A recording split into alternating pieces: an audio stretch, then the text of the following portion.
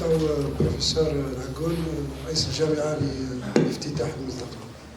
تفضل.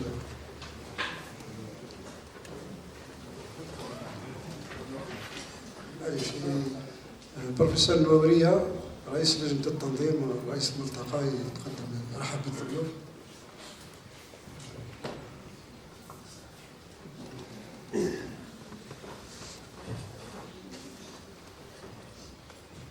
السلام عليكم. بسم الله الرحمن الرحيم. السيد مدير الجامعة، السيد عميد كلية العلوم والتكنولوجيا، السادة نواب مدير الجامعة، السادة المدعوون، السادة أعضاء هيئة التدريس، السادة المشاركون في الملتقى، مرحبا بكم. نلتقي في هذا اليوم في هذه التظاهرة العلمية التي ينظمها مخبر الهندسة المدنية والمياه وكلية العلوم والتكنولوجيا. إن هذا الملتقى هو فرصة للوقوف على ما وصل إليه الباحثون في ميدان الهندسة المدنية والري عبر مختلف جامعات الوطن. لقد تلقت اللجنة العلمية أكثر من 130 طلب مشاركة، تم قبول 90 منها بعد دراستها من طرف اللجنة العلمية المشكلة من أساتذة من جامعة قلمة وخارجها، حيث تمحورت المواضيع حول 4 محاور، وهي كالتالي: جيوتقني، هياكل، مواد، وري، وهيدرولوجيا. أخيرا نجدد الترحيب بالسادة المشاركين الذين جاءوا من مختلف جامعات الوطن، ونتمنى لهم إقامة طيبة بيننا والاستفادة من المشاركة في هذه التظاهرة العلمية. وشكرا.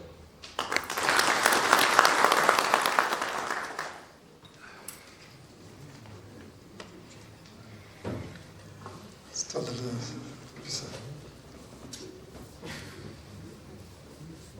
بروفيسور العقول مدير جامعة قلمة.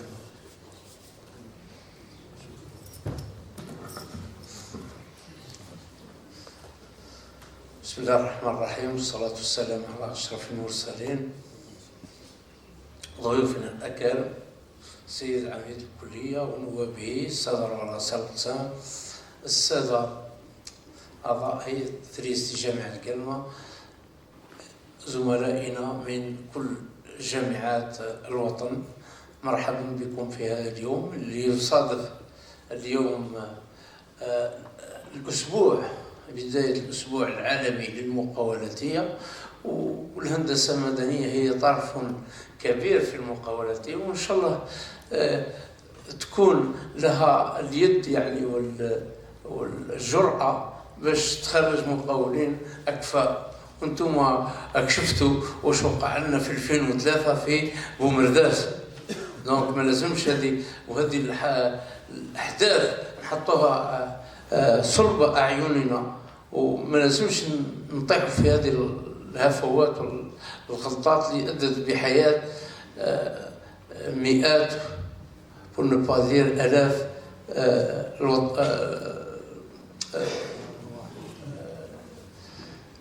أفراد من وطننا الحبيب. دونك أشكر هيئة التنظيم واللجنة العلمية على تنظيم هذا الملتقى، واللي هو كما قال الأستاذ النوورية يدخل في سلسلة اللقاءات الوطنية التي تكون لها صدى على خاصة طلبتنا في ما بعد التدرج، ولما لا حتى في التدرج خاصة منهم طلبة الماستر. هذا الملتقى لابد يضع بعض الحلول، وبلدنا يعني بلد لبس عليه سواء في الري خاصة. يعني شوفوا قلمة معمره ماء يا اخي، وما كاينش الماء، احنا نصرفوا الماء في كل 10 ايام.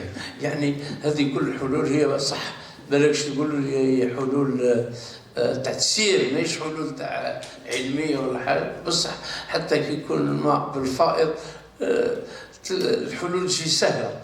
دونك انا يعني نتمنى لكل الاخوه اللي جاوا من جامعه الوطن الاقامه بيننا وان شاء الله كلنا نستفاد من هذا الملتقى، وان شاء الله تكون لبنه حسنه باش نعطيو الفرصه لكل باحثين باش يقدموا ما لديهم من بحوث، وتكون فيها هناك يعني دردشه، وبعد هذه كل هذا نخرج بشيء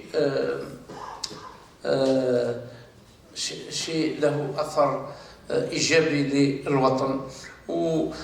وكاينين طلبه، يعني طالبه من نعرف لا بوست غراديواسيون اي ان بري تاع لو ميور انتربرونور، دارت مشروع فيما يخص كيف يقولوا الماتيريو فير. وإحنا في الأسبوع هذا العالمي وخاصة الملتقى اللي كنا فيه، ملتقى حول المقاولتين الخضراء والمسؤولية الاجتماعية للجامعة خاصة. وإحنا كان لنا الأسبوع الفارق برك يعني إصداء الستار على مشروع أوروبي حول المقابلتين الخضراء والمسؤولية الاجتماعية للجامعة ككل. دونك أنا أتمنى لكم كل التوفيق والنجاح. شكرا لكل زملائي أعضاء لجنة التنظيم واللجنة العلمية، مرحبا بكم والسلام عليكم ورحمة الله تعالى وبركاته.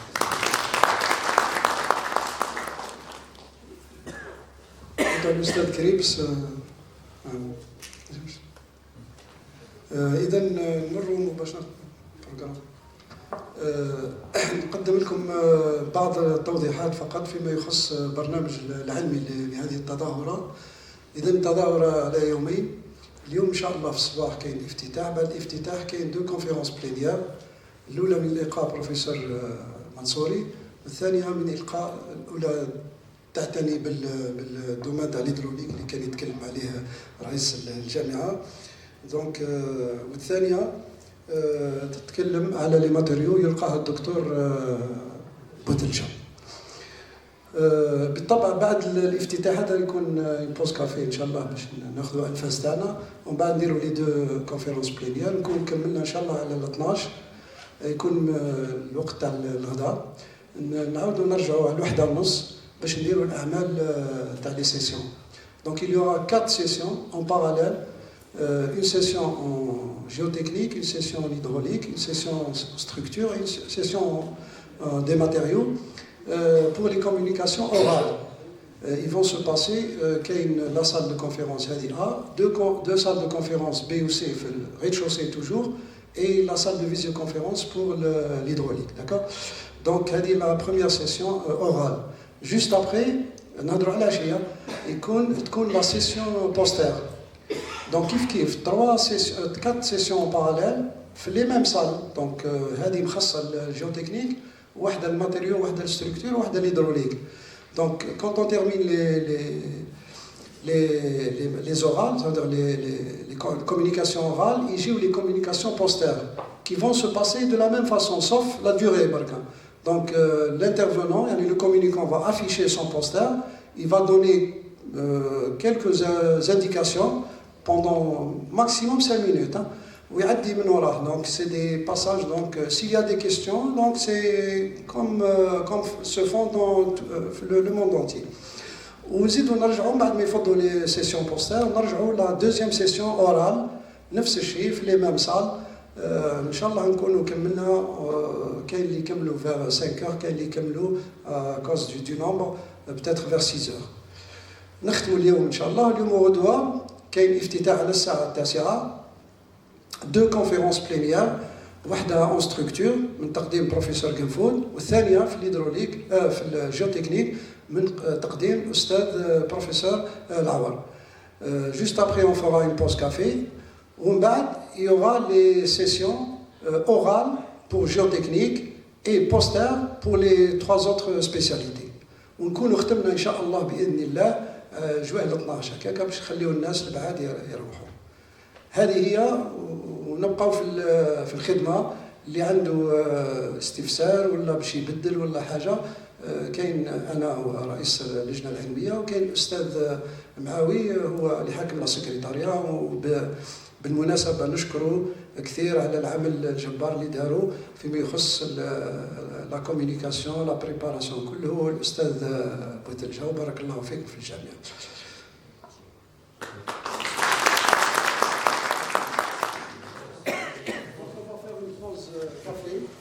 Vous êtes invité au deuxième étage, on le voit.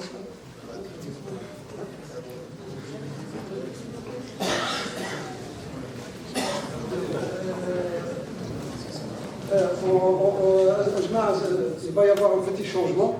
On va faire une conférence plénière d'abord. Conférence plénière de l'Oustad Mansouri. Et juste le temps de préparer la pause. D'accord? Donc on va profiter de la conférence plénière. Professeur Mansouri est un enseignant en spécialité hydraulique à l'université de Galma. Donc il a fait sa formation en Germanie, donc en Allemagne. Inch'Allah يفيدنا فيما يخص la conférence.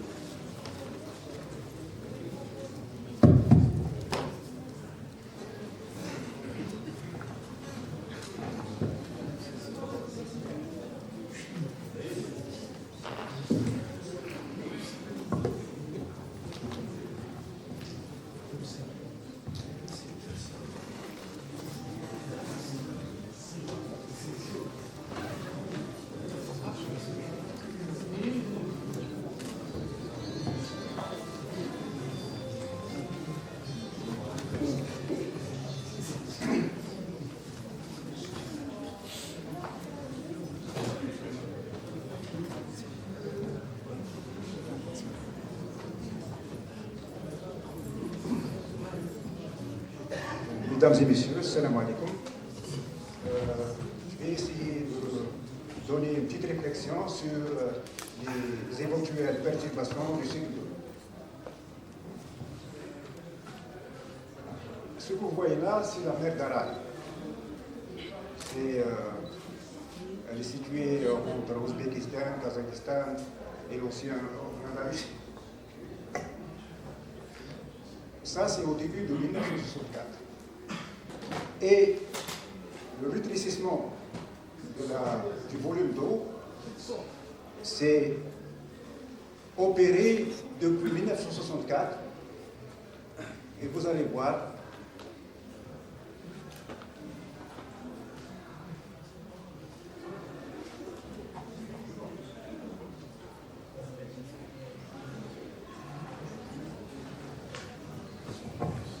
ce que vous avez vu, c'est le rétrécissement continuel du volume d'eau de cette surface, qui est à peu près de 60 km².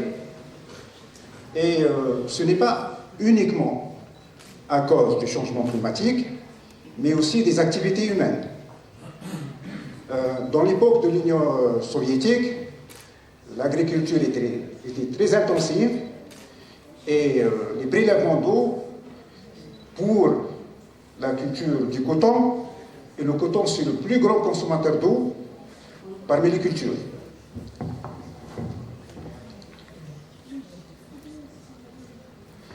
Maintenant, en tant qu'hydrologue, je sais bien que la définition de l'hydrologie change au fil du temps.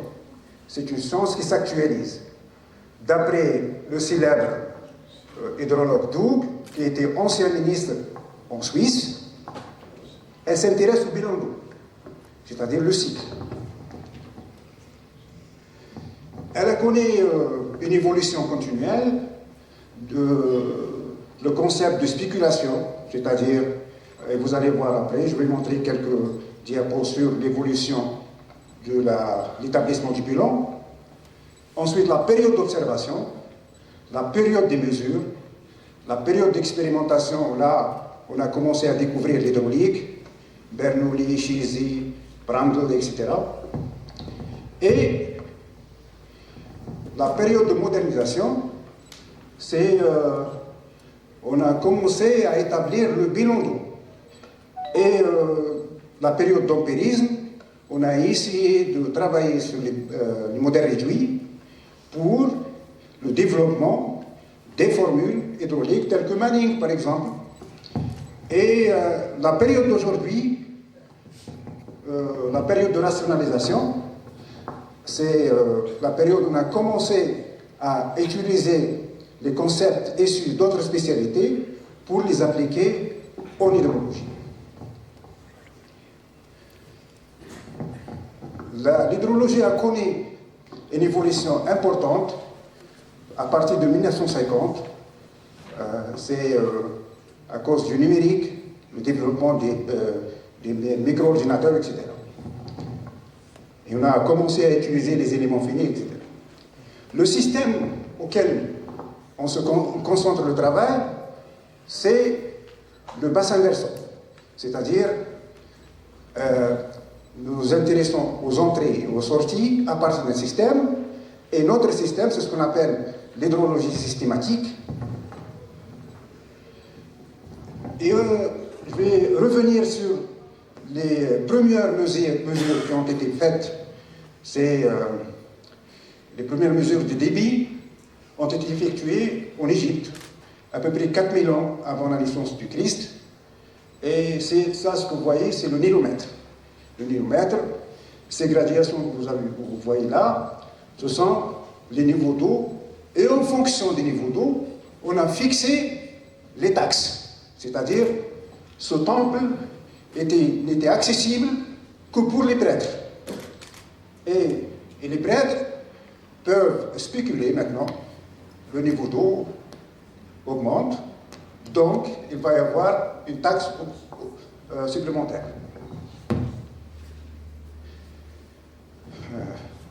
Voilà une autre image. Le premier qui a découvert le nilomètre, c'est un Allemand. Il a découvert ça à peu près dans les années 60.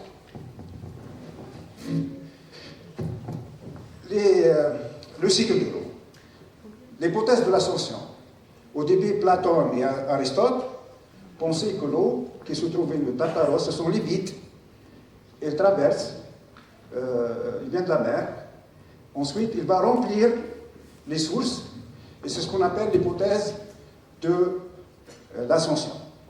La deuxième hypothèse, c'est l'hypothèse météorique qui est plus plausible, c'est-à-dire, il y a des sources qui alimentent les fleuves.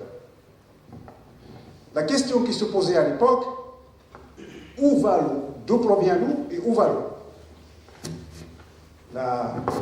L'hypothèse de la transformation, c'est-à-dire qu'il va y avoir une évaporation. Cette évaporation subit une condensation, ensuite il y a la pluie, et donc c'est la première fois qu'on a commencé à découvrir que les eaux des rivières sont alimentées par la pluie. Ça paraît un peu simple, mais à l'époque, c'était une philosophie. Ensemble, donc, ce sont les trois hypothèses. Ce cycle de l'eau, qui a fait l'objet de plusieurs travaux. Vous avez donc le premier qui a commencé à mesurer les débits des rivières, c'est Leonardo da Vinci. Et comme ça, il a découvert la provenance ou la source de l'eau. Ensuite, il y a Pierre Perrault, dans son œuvre Les Fontaines, elle a commencé à poser une petite réflexion sur le calcul du bilan. Mais c'était Edmond von Halley qui a calculé la quantité évaporée et la quantité mise dans cette poêle et a extrapolé sur la mer Méditerranée. Et si vous voyez ça, il a fait son bilan sur la Seine, ensuite il a extrapolé sur la mer Méditerranée. Et vous voyez là que les valeurs ne sont pas très loin. Et il y a une petite erreur concernant l'écoulement souterrain. Ce cycle de l'eau, il est commandé par 3 étapes. Donc l'atmosphère, le sol et la mer. Les interactions du système climatique englobent... Bon, le changement climatique, c'est une réflexion. Il y a des modèles qui ont été faits et développés, mais ils se basent uniquement sur des statistiques. Et dans les statistiques, il y a des incertitudes. Donc la plupart, ce sont des modèles stochastiques qui prévoient le futur en fonction du passé. Et on pense maintenant que la cause du changement climatique, c'est uniquement le CO2 des voitures, des avions, etc. Or, il suffit qu'un volcan déclenche pour annuler cette hypothèse. Donc, la première influence, ce sont les courants. Une fois le courant devient, maintenant avec le changement climatique, dans les pôles antarctiques, il y a une augmentation de la température, il y a donc une fonte de glace, la température augmente, même chez nous maintenant, au niveau de la Méditerranée.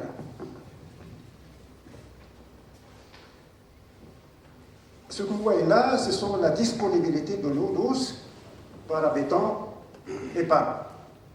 Et vous voyez que nous sommes dans la frange 0 à 1000. Les derniers travaux mentionnent que nous sommes à 450 mètres cubes par habitant à an. La norme est 1700 mètres cubes par habitant et par an. 1700. C'est-à-dire au-dessous, à 1000, nous sommes en pauvreté, et au-dessous de 1000, nous sommes en stress hydrique. C'est la situation dans laquelle on se retrouve maintenant. Les impacts sur la ressource, la hausse des températures, donc une hausse de l'évapotranspiration, l'évaporation à partir des plantes et du sol et des lacs, augmentation des sécheresses, baisse des pluies efficaces, c'est-à-dire des pluies qui ruissellent, baisse de la recharge des nappes, baisse des débits des cours d'eau, et vous voyez les scénarios qui ont été faits, par exemple, pour une ville en France. Une autre conséquence, c'est non seulement les changements climatiques, mais aussi l'urbanisation. L'urbanisation, c'est-à-dire les constructions. Et parmi les catastrophes les plus pénibles, donc les statistiques des assurances affirment que le nombre de morts et les pertes en monnaie sont issues des inondations et non des séismes, etc. Par exemple, ça c'est le lac du Tchad qui est aussi en perpétuel rétrécissement. C'est la NASAP 2001. L'augmentation de la température, vous voyez le trend, la tendance, elle est toujours des saisons moins ou moins marquées, hausse du nombre de journées estivales, baisse du nombre de... pour le vivant actuellement. Les zones qui sont arides peuvent devenir encore plus arides et les zones humides, ce que pensent certains aussi, peuvent devenir aussi plus humides. La fonte de neige et sur les calottes glaciaires Donc, réduction de l'étendue des glaces de mer, et vous voyez la tendance en baisse. Donc, par conséquent, il va y avoir une augmentation du niveau de la mer. Et des villes et des îles qui sont situées au bord de la mer et qui ont un niveau inférieur au niveau de la mer, prochainement, si ça se continue comme ça, vont être complètement inondées.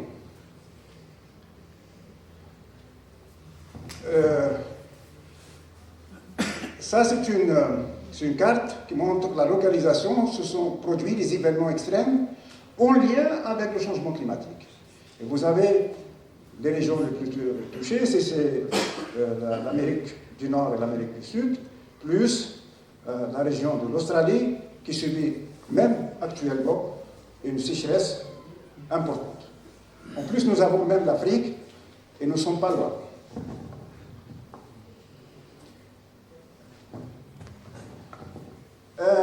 Les régions qui sont touchées par la sécheresse, par exemple, physical water scarcity, c'était la pauvreté en eau physique, et c'est au Maroc et l'Algérie, la Tunisie, le Maroc, etc. Les précipitations ont tendance aussi à diminuer avec le temps. Donc, vous avez les régions tropicales au moins, mais la région asiatique, il y a ce qu'on appelle le mousson, c'est une saison climatique qui dure à peu près 3 mois et qui touche les parties Inde, et Pakistan, etc. Les effets, c'est donc les réductions de l'écoulement fluvial, et une réduction de l'écoulement fluvial implique, après inondation, une augmentation du sédiment, c'est-à-dire les barrages vont être envasés, et vous avez une diminution de 25% du potentiel de production d'électricité, parce qu'il y a des pays qui produisent de l'électricité à partir du barrage, forte baisse du rendement du blé, et augmentation de la concentration des agents pathogènes, la diminution de l'épaisseur des lentilles d'eau douce, et par exemple le Bangladesh, augmentation des zones inondées d'au moins 25%. L'urbanisation, donc, c'est une densité de construction. Il y a une augmentation de surface imperméable et une modification du système de drainage. Peut-être l'image qui suit est plus plausible. Vous avez donc l'imperméabilisation du sol et diminution du temps de concentration, c'est-à-dire le temps entre la tombée de la pluie et l'arrivée à un exutoire. L'accroissement des débits instantanés, l'augmentation des fréquences des inondations, perte d'usage d'eau, et vous avez en contrepartie, si nous avons une urbanisation des zones, comme subit maintenant la zone de Guelma, donc vous avez une augmentation de la consommation, des augmentations des rejets, accroissement de la charge organique, accroissement de la demande en oxygène et diminution du nombre d'espèces vivantes et donc une perte de potentialité.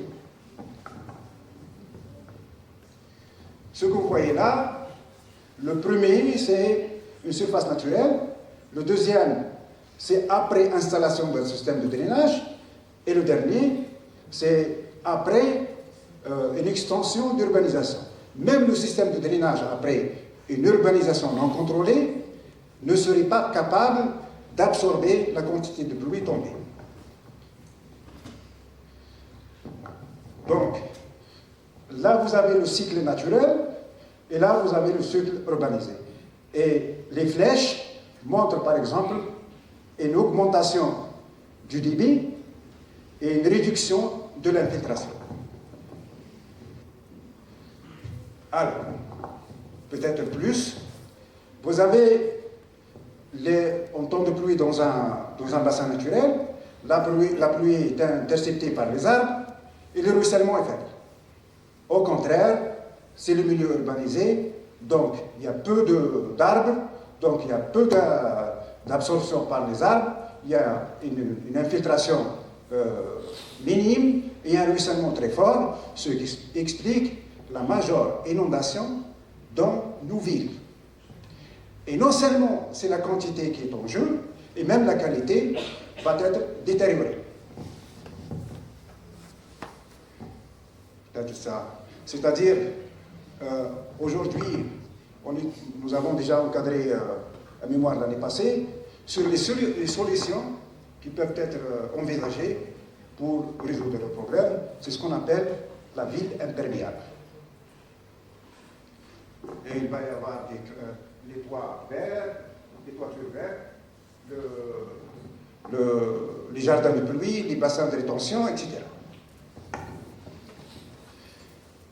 On récapitule, une augmentation progressive de l'urbanisation. À la fin, par exemple, vous avez à peu près 30 à 20% de surface qui est construite, et vous allez voir que votre système de drainage ou d'assainissement ne serait plus capable d'absorber cette quantité. Là aussi, on a encadré une thèse sur l'effet de l'occupation du sol et sur les ruissellements urbains, et nous avons même donné des solutions. J'espère qu'elles seront entendues. L'état initial, étape après changement, c'est-à-dire la surface urbanisée là où se trouve, et vous voyez qu'il y a une augmentation du débit qui est exprimée par un hydrogramme. Il y a aussi donc la position de la surface imperméable, elle se situe au milieu, au début, à la fin. Donc pour chacune, il y a un calcul qui a été fait. Il y a aussi l'influence du taux d'urbanisation lui-même, nous l'avons calculé, et vous voyez avec une urbanisation de 100%, une augmentation sensible du débit. À la fin, c'est l'influence du type de sol lui-même. À un sol qui a, disons, une possibilité d'infiltration faible, va avoir donc un débit important.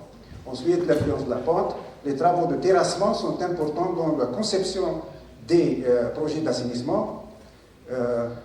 Et un projet mal conçu va aboutir à un débit au-dessous de 0,20 m3 par seconde. Et merci.